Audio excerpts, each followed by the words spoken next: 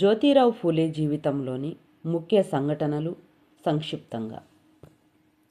పూనాలోని బొంబుర్దాలో ఫూలే జననం 1827. మరాఠీ భాషలో ప్రాథమిక విద్యాభ్యాసం 1834-38.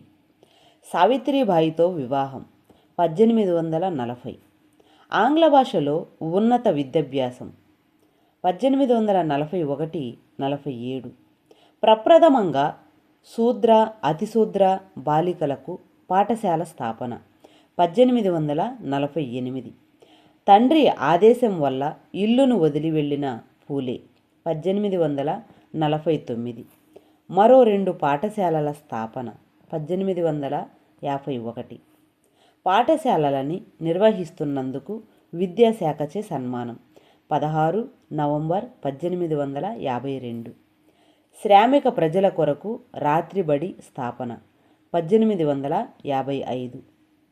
ఫూలేపై హత్యాయత్నం 1856.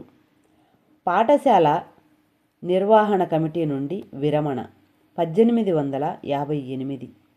అక్రమ సంతానం మరియు వారి తల్లుల కొరకు ఇంటిలో ఆశ్రమం ఏర్పాటు 1863. తండ్రి గోవిందరావు ఫూలే మరణం 1868.